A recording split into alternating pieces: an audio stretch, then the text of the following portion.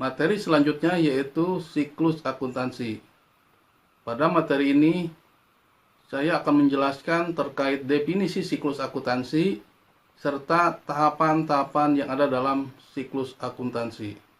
Definisi dari siklus akuntansi yaitu merupakan proses dalam pengelolaan transaksi keuangan sebuah bisnis atau perusahaan sampai menghasilkan laporan keuangan, di mana prosesnya akan terus berulang dari satu periode waktu ke periode waktu berikutnya.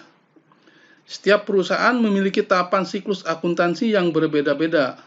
Sebagai contoh, perusahaan jasa memiliki tahapan siklus yang cenderung lebih sederhana dibandingkan dengan perusahaan dagang maupun perusahaan manufaktur. Hal ini dikarenakan pada perusahaan jasa hanya memiliki catatan berupa laporan transaksi yang sederhana. Sedangkan pada perusahaan dagang akan memiliki catatan mengenai harga pokok dari barang yang disediakan, harga barang penjualan atau harga pokok penjualan sampai dengan laporan transaksi penjualannya. Begitupun pada perusahaan manufaktur akan memiliki catatan tentang harga produksi barang atau harga pokok produksi barang yang akan siap dijual sampai dengan laporan akuntansi biayanya.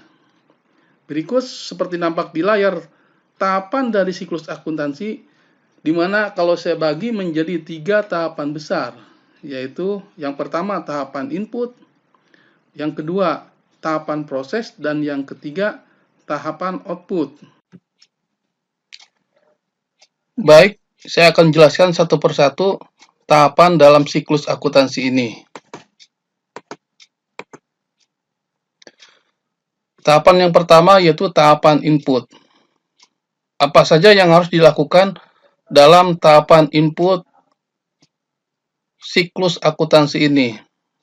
Yang pertama, lakukan identifikasi transaksi keuangan. Yang kedua, lakukan input jurnal sesuai dengan transaksi keuangannya.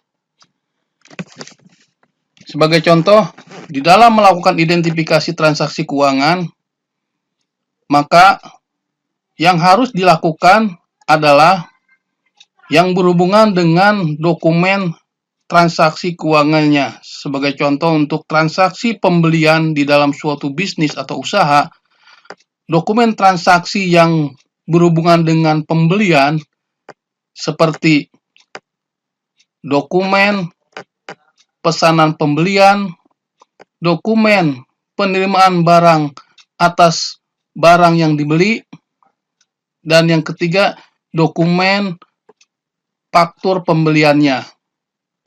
Di dalam dokumen-dokumen tersebut berisi data-data seperti data supplier, data barang yang dibeli atau yang dipesan, kuantiti barang yang dibeli atau yang dipesan, harga barang yang dibeli atau dipesan, serta total atau jumlah pembelian yang dilakukan. Selain itu, di dalam pembelian dikenal dengan syarat dan pembeliannya, seperti apakah pembelian itu dilakukan secara tunai atau secara tempo. Untuk transaksi pembelian secara tunai, maka akan menyangkut akun persediaan barang, harga pokok penjualan, dan akun kas atau bank. Sementara untuk transaksi pembelian secara tempo akan menyangkut akun persediaan barang, harga pokok penjualan, hutang usaha, dan akun kas dan bank. Sehingga pada saat akan dilakukan input atau pencatatan di dalam jurnal harus sesuai dengan dokumen transaksi yang ada ataupun yang terjadi pada saat terjadinya pembelian tersebut. Tahapan yang kedua yaitu tahapan proses. Tahapan proses di dalam siklus akuntansi ini yaitu menyangkut dalam proses pengklasifikasian akun atas catatan jurnal yang sudah dilakukan. Selain itu juga di dalam tahapan proses akan membuat ringkasan saldo masing-masing akun yang ada dalam buku besar, serta melakukan pengecekan saldo akun buku besar melalui neraca saldo atau trial balance, di mana jumlah sisi debit maupun jumlah sisi kredit harus seimbang. Selain itu, tahapan proses juga harus melakukan pencatatan penyesuaian atau adjustment atas transaksi-transaksi yang ada di dalam transaksi keuangan suatu bisnis. Sebagai contoh, transaksi yang harus dilakukan adjustment di akhir periode yaitu seperti transaksi beban penyusutan aset tetap, di mana nilai aset tetap yang ada dalam suatu bisnis akan mengalami penyusutan atau penurunan nilai, sehingga di masa akhir periode pencatatan akuntansi perlu dilakukan penyesuaian nilainya, di mana nilai penyusutan ini diperoleh dari perhitungan nilai perolehan dikurangi dengan nilai residu dibagi dengan masa manfaat umur ekonomisnya, sehingga didapat nilai penyusutannya. Nilai penyusutan inilah yang akan dilakukan penyesuaian di dalam proses penyiapan laporan keuangan. Berikutnya, tahapan yang ketiga yaitu tahapan output di dalam siklus akuntansi.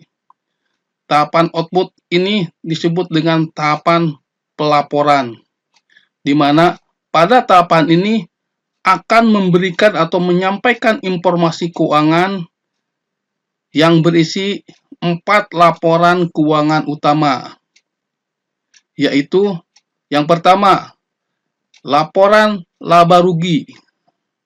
Laporan laba rugi ini berisi informasi tentang pendapatan dan biaya yang diperoleh dalam suatu periode akuntansi, di mana selisih antara pendapatan dan biaya ini yang disebut dengan laba atau rugi.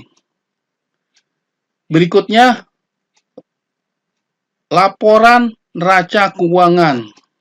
Laporan neraca keuangan ini berisi informasi tentang posisi aset atau harta, kewajiban atau hutang, serta modal yang ditanamkan oleh pemilik usaha di dalam periode akuntansi. Laporan neraca keuangan ini berisi tentang berat bisnis dari suatu perusahaan, di mana nilai kekayaan atau nilai aset akan sama dengan jumlah posisi hutang maupun modal dalam suatu periode akuntansi.